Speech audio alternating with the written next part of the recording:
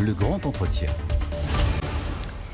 Et notre grand entretien aujourd'hui, c'est un invité exceptionnel. Gabriel Attal, ministre délégué en charge des comptes publics. Bonjour. Merci d'être avec nous dans Good Morning Business. Vous avez présenté le budget 2023 lundi, un budget qualifié par le gouvernement de protecteur et responsable. Mais les marchés, eux, n'ont pas eu exactement la même vision. Ils étaient un petit peu inquiets. Le taux à 10 ans français est monté directement après la présentation du budget. On est ce matin à 2,84 sur le taux à 10 ans. C'est un record depuis 10 ans. Est-ce que vous l'avez pris comme une sanction ?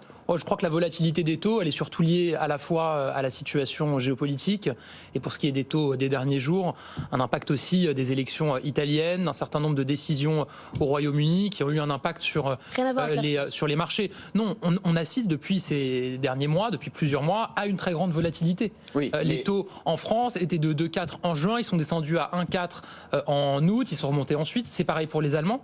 Les taux étaient, je crois, en août à 0,8, ils sont aujourd'hui à 2,1. Il y a une volatilité du fait de la situation internationale, géopolitique. Et je rappelle aussi qu'on est dans une phase de normalisation. C'est la période de taux négatifs ou nuls qui était anormale. Ouais, il y a quand même un écart de taux avec nos amis allemands. Ça veut dire qu'on est des moins bons élèves. Est-ce que vous avez ressenti comme étant une mauvaise note que vous ont donné les marchés financiers ? Non, je ne crois pas. D'ailleurs, notre notation est stable. Et ensuite, on a la confiance des investisseurs. On le voit d'ailleurs dans nos levées. On a levé, je crois, 5/6 de notre programme de financement pour 2022. Ouais. La confiance est au rendez-vous. 270 milliards à lever l'an prochain, 2023, à un taux donc, qui va être près des 3%. Vous avez calculé combien ça allait coûter en plus aux Français ? C'est un chiffre qui est stable d'abord. Je crois que c'était 260 milliards l'an dernier. Ensuite, c'est un impact qui aura lieu sur la durée, puisque la durée de vie moyenne de nos obligations et de notre dette est de 8 ans et demi, 8 ans et demi, et donc ça sera sur la durée. Ce qui est certain, c'est que notre dette nous coûte. Elle nous coûte cette année 18 milliards de plus que ce qui était prévu. Ouais. Elle nous coûtera l'an prochain probablement autour de 51,7 milliards d'euros. C'est beaucoup, et ça témoigne d'une chose, c'est qu'il faut continuer à avoir une politique de maîtrise de la dépense publique. Parce que la réalité, c'est que si on ne tient pas une ligne de maîtrise de la dépense publique, comme on est en train de le faire depuis le quoi qu'il en coûte, on s'expose effectivement à ce moment-là à une remontée beaucoup plus importante de nos taux et donc à être privé de marge de manœuvre pour agir et pour investir. C'est ce que vous reproche justement le gouverneur de la Banque de France, François-Villeroy de Galhau, qui dit qu'il faut prendre garde à ne pas alimenter la volatilité des marchés comme vous le faites, avec un budget qui est encore largement en déficit, des déficits budgétaires massifs, dit le gouverneur. C'est ce que fait aussi le MEDEF. Il considère que, dans un communiqué, que vous vivez au-dessus de vos moyens et que vous ne faites pas le boulot. Il y a une forme d'incohérence objectivement dans certains propos, notamment du MEDEF. On ne peut pas d'un côté dire il y a trop de déficit et en même temps appeler matin, midi et soir à accroître les aides aux entreprises, les baisses d'impôts. Il vous appelle matin, midi et soir, le MEDEF pour... On ne peut pas dire il faut des réformes structurelles et quand on présente la réforme des retraites, dire elle n'est pas prioritaire. Donc je pense que c'est important qu'il y ait un peu de cohérence. C'est ce qu'a rappelé Bruno Le Maire. Ensuite, moi je veux rappeler quelle est la situation aujourd'hui. On avait un déficit qui était de près de 9% en 2020. Il est descendu à 6,4% en 2021. On avait fermé l'économie aussi. Il est descendu à 6,4%. Il est aujourd'hui à 5% et il sera en dessous des 3% en 2027. Comment ? En nous fixant, et c'est ce que nous avons fait dans le programme de stabilité, une règle de maîtrise de nos dépenses publiques. L'effort qui a été prévu pour les 5 ans qui viennent dans le programme de stabilité, qui est matérialisé dans la loi de programmation des finances publiques qu'on a présenté lundi avec le budget, c'est l'effort le plus soutenu et le plus fort depuis 20 ans. 0,6% de croissance en volume de la dépense publique sur 5 ans. Le MEDEF vous rappelle que les dépenses courantes hors crise vont encore augmenter de 62 milliards d'euros en 2023. Non, la marche annuelle tout ministère, elle est autour de 20 milliards d'euros. Mais moi, qu'on me dise où est-ce qu'il ne faudrait pas mettre des moyens supplémentaires ? Est-ce qu'il ne faut pas mettre des moyens supplémentaires dans la justice ? On voit qu'on a une justice qui fonctionne mal depuis des décennies. Oui, on réinvestit. Est-ce qu'il ne faut pas mettre des moyens supplémentaires dans l'école ? Dans la formation professionnelle, dans l'apprentissage, dans la défense, on fait des choix politiques. Des choix budgétaires, c'est des choix politiques. Je pense que l'important, c'est de rester dans un cadre. On tient les 5% qui ont été prévus dans le programme de stabilité. Après avoir tenu l'objectif de déficit cette année et avoir fait mieux les années précédentes. Vous ne respectez pas l'une des règles du programme de stabilité, qui est la baisse du déficit structurel. Oui, mais je vais vous dire, il y a un point qui est certain, c'est qu'on assume de ne pas faire de la consolidation budgétaire trop rapide. On a vu dans des crises précédentes, et notamment la crise 2008-2010, qu'avoir fait de la consolidation budgétaire trop rapide, trop brutale, ça a eu ensuite un impact désastreux pour l'économie. Je ne dis pas ça pour critiquer ceux qui étaient au gouvernement ou aux affaires à l'époque. C'est une crise inédite qui est arrivée, il y a eu une réponse, mais on apprend aussi et on tire des enseignements de ce qui s'est passé auparavant. Vous assumez donc un budget qui est un peu plutôt cigale que fourmi, mais à quel moment on va pouvoir pivoter? À quel moment on va pouvoir resserrer? À quel moment on va devoir arrêter de payer une partie des factures d'électricité et de gaz des entreprises comme des particuliers? À quel moment on dit stop? Vous avez vu déjà qu'on a adapté notre politique et notre bouclier tarifaire, puisque l'an prochain, malgré notre bouclier tarifaire, malgré nos investissements, il y aura quand même une petite hausse pour la facture des Français de 15% sur l'électricité et le gaz, qui ne nous fait pas plaisir, mais qui montre qu'on agit dans un cadre raisonné, raisonnable, à mesure de ce que nous pouvons dépenser. Ensuite, deuxième chose, agir pour soutenir le pouvoir d'achat des Français, agir pour protéger nos entreprises, nos collectivités locales dans le contexte de crise de l'inflation sur les prix de l'énergie, c'est aussi un investissement pour notre économie. Et c'est un peu ce qu'on a fait sur le quoi qu'il en coûte. Certains disent aujourd'hui, il n'aurait pas fallu faire le quoi qu'il en coûte. Sauf que la dernière étude CEPREMAP montre que si on n'avait pas fait le quoi qu'il en coûte, on aurait eu 10 points de dette supplémentaires pour financer tous ceux qui auraient perdu leur emploi. Condamné du coup à voir les finances publiques déraper? Est-ce qu'on n'est pas condamné à avoir ce déficit à 5%, cette dette à 153 milliards? À quel moment on va réussir à vraiment changer de cap? Je ne crois pas qu'on soit condamné à quoi que ce soit. D'abord parce que l'essentiel et le cœur de notre action, il se joue aujourd'hui au niveau européen pour arriver justement à casser cette spirale inflationniste sur les prix de l'énergie. L'essentiel de notre action, ce qui va nous permettre aussi de sortir de cette politique contrainte d'accompagnement budgétaire pour les ménages, les entreprises et les collectivités, c'est d'arriver à refroidir les prix sur le marché de l'énergie. C'est tout l'enjeu des négociations qui se tiennent. Il y aura une réunion très importante le 30 septembre pour arriver à trouver les mécanismes qui font baisser la facture d'électricité. Une négociation avec qui ? Au niveau européen, avec la Commission européenne, avec l'ensemble de nos partenaires européens. Vous savez qu'on a fait un certain nombre de propositions. Pour revoir le mécanisme de fixation des prix de l'électricité. Notamment pour revoir le mécanisme qui associe les prix de l'électricité au prix du gaz, sur le format de ce qui a été fait sur la péninsule ibérique. Expliquez-nous ça. Pourquoi est-ce que les Espagnols ont réussi ce qu'on n'a pas réussi, c'est-à-dire déconnecter les prix de leur électricité de ceux du gaz russe? Parce qu'ils ne sont pas interconnectés comme nous le sommes avec les autres pays européens. Et donc, il y a une forme de circuit court, entre guillemets, entre la production de gaz, production d'électricité. Nous, même si on disait on déconnecte les prix, on importe de toute façon une partie de notre électricité qui, de toute façon, si la règle n'est pas européenne et si le changement de mécanisme n'est pas européen, continuerait à être des prix extrêmement élevés. Un mot quand même de la relance des EPR. Hier, vous avez présenté un projet de loi qui permet effectivement d'aller plus vite dans la construction de ces nouveaux EPR. Est-ce que vous avez un regret sur les dernières années et de votre gouvernement et de celui d'avant, d'avoir arrêté le nucléaire? Est-ce qu'il y a un mea culpa qui est fait? Alors, on n'a pas arrêté le nucléaire. Vous avez quand même fermé Fessenheim et oui. L'idée c'était, Jean-Bernard Lévy nous l'a dit, le patron d'EDF, l'idée c'était de débrancher petit à petit la filière nucléaire. D'abord, c'est pas parce que vous faites confiance au nucléaire et que vous investissez dans le nucléaire que vous ne pouvez pas avoir un regard sur des centrales, et notamment des centrales vieillissantes, pour notamment des raisons de sécurité, que vous décidez de fermer. Ça, c'est la première chose. La deuxième chose, c'est que moi, je me souviens, en 2017, une des premières décisions qu'on a prises, c'est précisément de revoir la programmation pluriannuelle pour l'énergie, pour poursuivre notre investissement dans le nucléaire. C'était de tenir l'engagement de fermer Fessenheim. Oui, mais aussi de prolonger de 10 ans, dans un premier temps, nos centrales nucléaires, puisque je vous rappelle qu'à horizon 2025, un très grand nombre devait fermer, on devait ramener la part du nucléaire très bas dans notre mix énergétique. Première chose qu'on fait en 2017, on dit on prolonge. Deuxième chose qu'on fait, on confie un rapport à RTE, parce que la réalité c'est que le nucléaire était, jusqu'au début du quinquennat précédent, un otage politique dans la discussion politique, qui n'avait pas de consensus politique et qui avait assez peu du coup de consensus dans l'opinion. Donc nous on a dit on va objectiver tout ça, on va confier. Vous êtes vous-même mis en otage avec Nicolas Hulot au gouvernement, il fallait aussi donner des gages. Il y avait du débat partout honnêtement, dans toutes les formations politiques, du Rassemblement national jusqu'à la gauche, en passant par les LR. On a confié un rapport à RTE, un rapport scientifique. Il y a des milliers d'experts qui ont fait des milliers de contributions. Ce rapport établit un constat qui est indiscutable. Et à partir de là, on peut relancer, et c'est ce qu'on a fait, un programme massif d'investissement dans le nucléaire. Et on n'a pas attendu la guerre en Ukraine pour le faire, puisque l'annonce du plan, le discours du président à Belfort, a eu lieu avant l'offensive russe en Ukraine. Mais vous croyez pas, et là c'est un peu de psychologie, que ça ferait du bien à l'ensemble de la filière nucléaire si l'État disait on s'est planté. On s'est planté, on a trop écouté les Allemands, on a trop écouté Greenpeace.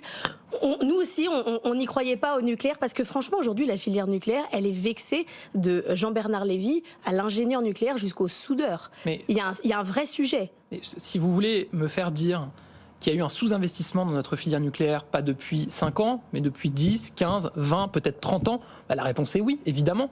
C'est vrai qu'on en paye le prix aujourd'hui. Vous ne pouvez pas reprocher à ce gouvernement, cette majorité, les mots de 20 ou 30 ans de sous-investissement. La réalité, c'est qu'on aurait lancé le programme nucléaire qu'on a lancé il y a maintenant plusieurs années, au début du quinquennat précédent. Il n'y aurait pas de nouvelles centrales nucléaires aujourd'hui, de toute façon.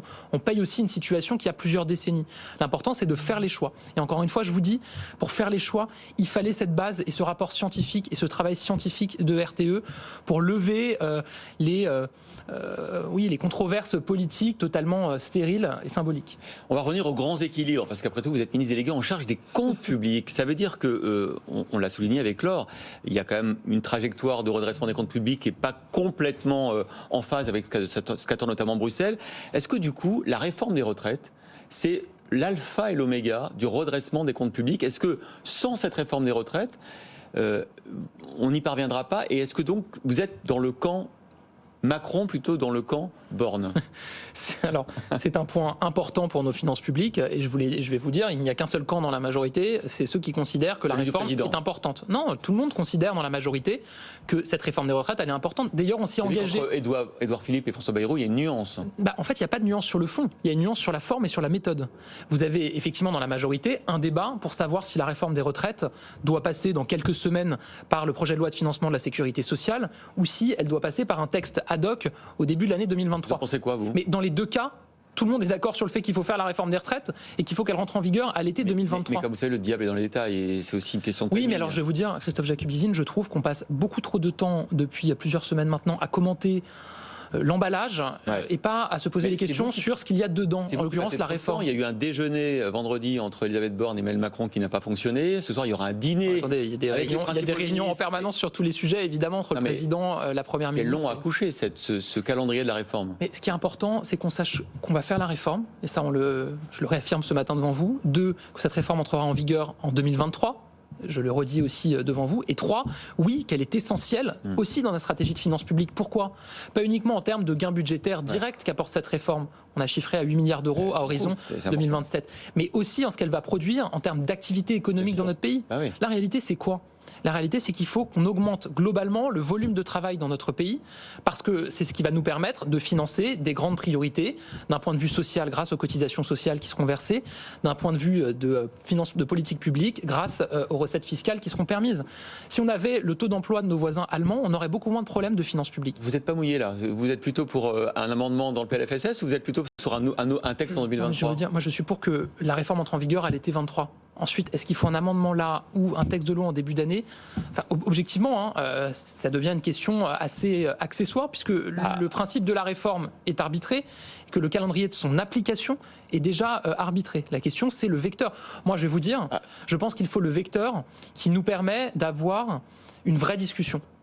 Et je dis ça pourquoi? Donc un vrai texte. Une vraie discussion en tout cas. Mais pour avoir une vraie discussion, il faut qu'il y ait des personnes autour de la table qui sont prêtes à avoir une vraie discussion. Or, ce que je constate aujourd'hui, malheureusement, c'est que vous avez, dans les partis politiques, aussi dans les organisations syndicales, un certain nombre de représentants qui contestent le principe même de travailler plus longtemps. Quand vous avez des responsables qui contestent le principe même de travailler plus longtemps, c'est objectivement dur d'avoir une discussion sur les modalités d'une réforme qui consiste à travailler plus longtemps. Il y a ceux qui vous disent aussi ça va mettre le bazar dans les entreprises parce que Bruno Le Maire demandait hier de l'enthousiasme aux chefs d'entreprise sur cette question de la réforme des retraites. Nous, les patrons qu'on voit sur ce plateau nous disent la réforme des retraites, ça fait rentrer la politique dans l'entreprise. Alors que la réforme de l'assurance chômage, ça se gère, il n'y aura aucun problème. Si vous allez sur ce deuxième dossier plus compliqué, vous allez mettre le bazar dans les entreprises, notamment à un moment où il y a des tensions sur les augmentations de salaire. Ça, vous l'entendez. Mais en fait, c'est un tout. Notre politique, elle vise à quoi? Elle vise à augmenter le taux d'emploi dans notre pays. Il est au plus haut depuis 50 ans, on veut continuer à améliorer notre taux d'emploi. Ça veut dire quoi? Ça veut dire qu'il faut agir notamment sur le chômage des jeunes, le chômage des seniors, sur l'emploi des jeunes et des seniors. Donc c'est le sens de ce qu'on fait sur la formation professionnelle et sur l'apprentissage. C'est le sens de ce qu'on fait sur l'assurance chômage, oui, pour inciter davantage à la reprise du travail. Et c'est ce qu'on veut faire sur la réforme des retraites. Tout ça est un ensemble. Et on ne peut pas trier entre les réformes, parce que la réalité, c'est qu'elles vont les unes avec les autres. Elles ont une cohérence, c'est de renforcer l'activité économique dans notre pays. Un mot des super profits. Il y a cette commission d'enquête parlementaire en cours, notamment sur les énergéticiens. Est-ce que vous pensez qu'il faut aller plus loin? Certains au sein de la majorité le pensent. Et puis les super profits aussi des laboratoires d'analyse médicale, les super profits de l'industrie pharmaceutique. Ils se plaignent parce que vous voulez les taxer dans le budget 2023. Non, alors d'abord sur le premier point, nous ce qu'on a toujours dit, c'est que nous étions pour que l'État récupère des rentes indues qui sont liées à la spéculation sur les prix de l'énergie. Ou les effets d'aubaine. C'est ce qu'on fait avec un mécanisme qui s'appelle le mécanisme de la CSPE, qui nous permet de récupérer les rentes des énergéticiens, et notamment des énergéticiens du renouvelable. L'an prochain, ça sera autour de 20 milliards d'euros qu'on va récupérer. Oui, parce qu'effectivement, le prix de négociation entre l'État et, par exemple, les fabricants d'énergie grâce aux éoliennes est beaucoup plus haut aujourd'hui que ce qui a été acté dans le marché. Et donc, vous récupérez cette rente. C'est qu'on a acté avec eux dans leur contrat un prix qui garantissait leur rentabilité pendant des années, ce qui a conduit pendant des années l'État à leur verser plusieurs milliards d'euros. Aujourd'hui, le prix du marché est tellement supérieur que dans les contrats, il est prévu qu'ils rendent à l'État ce qu'il y a au-dessus. Et d'ailleurs, pour certains contrats, il y avait un plafonnement de ce qui rendait à l'État. C'est pour ça que cet été, on a, dans une loi, adopté une mesure pour déplafonner d'office les contrats. Donc plusieurs dizaines de milliards d'euros l'an prochain. C'est d'ailleurs ce mécanisme qui a inspiré la Commission européenne pour le mécanisme européen qui va être mis en place. Nous, qu'est-ce qu'on dit à partir de ça? Qu'on conforte ce mécanisme. 2, qu'on est prêt à l'étendre à d'autres activités énergétiques qui n'en font pas partie aujourd'hui. Il y a l'hydroélectricité, par exemple, peut-être des activités de raffinage, comme avait eu l'occasion de le dire Bruno Le Maire. C'est ça qu'on dit. En revanche, on n'est pas d'accord avec la ligne de la NUPES, notamment, qui, eux, disent il faut créer une surtaxe sur toutes les entreprises, grandes entreprises profitables, qui ont vu leurs bénéfices augmenter depuis 5 ans. Pourquoi vous n'êtes pas d'accord ? Mais parce que ça n'a rien à voir avec la crise de l'inflation. Ils ne profitent pas d'une situation d'inflation. Si vous avez une entreprise qui a été reprise, qui a une nouvelle gouvernance, l'entreprise allait mal, la nouvelle gouvernance l'a remise sur pied, a fait les choix nécessaires, a investi, a innové, et qu'elle voit du coup ses résultats s'améliorer. Pourquoi est-ce qu'on viendrait lui dire en fait vos résultats se sont améliorés, du coup on va vous sanctionner et on va vous prendre ce que vous avez gagné? Non, on a une politique fiscale en France qui est stable depuis 5 ans. Je peux vous dire que ça fait du bien pour les investissements. Alors, autre effet d'aubaine, les labos et les laboratoires d'analyse médicale, est-ce que vous allez confirmer que vous allez envisager un dispositif pour... Alors, il y a 2 sujets. Sur les laboratoires pharmaceutiques, il y a, comme chaque année, une négociation avec le comité économique des produits de santé sur des baisses de tarifs. Ça se fait chaque année. Nous, ce qu'on dit de manière très claire, c'est que ça ne doit évidemment pas se faire au détriment de l'innovation. Et donc, il y a des engagements du président de la République qui ont été pris devant le CSIS en 2021 pour qu'on continue à garantir l'innovation thérapeutique et pharmaceutique dans notre pays. Mais même dans les médicaments, il n'y a pas d'innovation. On était avec le patron des laboratoires Merck qui nous disait, moi, vu l'inflation des coûts de production, avec des tarifs réglementés sur le médicament, je m'en sors pas. Mais il y a un équilibre à trouver de toute façon pour garantir le financement de notre industrie et en même temps garantir la soutenabilité de notre assurance maladie, de notre sécurité sociale. Donc ça, c'est le premier sujet. Ensuite, sur la biologie médicale, il s'agit d'un secteur qui a fait un certain nombre de profits pendant la crise Covid. Je les pointe pas du doigt, je dis pas que c'est indu, ils ont été au rendez-vous. Grâce à eux, on a pu déployer des tests partout. C'est plus de 7 milliards d'euros du fait des tests. C'est un secteur qui affichait déjà une rentabilité importante avant la crise Covid et qui, par ailleurs, est solvabilisé à 75% par la sécurité sociale. Donc oui, on leur demande un effort qui va être négocié de l'ordre de 250 millions d'euros l'an prochain, ce qui est objectivement soutenable. Mais on doit faire des choix et oui, demander des efforts à certains secteurs et je crois qu'on le fait avec un équilibre. Gabriel Attal, on ne peut pas vous laisser partir sans vous poser cette question. Est-ce que vous allez vous mettre à la sobriété col roulé, exactement comme Bruno Le Maire qui a tweeté une photo de lui en col roulé au ministère? Vous allez faire pareil? Je crois que vous faites du skate électrique, ça aussi, ça consomme de l'énergie, il faut se mettre au jour. Oui, non, mais on doit tous faire des efforts et nous, politiques, on a évidemment un devoir d'exemplarité. Voilà. Le col roulé. Col roulé ou pas col roulé ou autre chose, mais l'important c'est oui de tous faire des efforts. C'est vrai qu'à Bercy d'ailleurs on a déjà commencé, déjà cet été au niveau de la climatisation il y a des décisions qui avaient été prises. Voilà, il faut tous faire attention. Ce qui est vrai, c'est que si chacun, on arrive à faire ces efforts-là, ça a un impact collectif qui est très fort. Et c'est essentiel si on veut arriver à passer l'hiver autrement qu'à la bougie, puisqu'on sait qu'il y a des tensions importantes sur le réseau. Donc pas de team col roulé à Bercy. Mais évidemment, je mettrai un... S'il le faut... S'il le faut. Vous n'êtes pas obligé. Si Bruno Le Maire vous le demande. Merci Gabriel Attal, ministre délégué en charge des comptes publics, d'avoir été l'invité de Good Morning Business.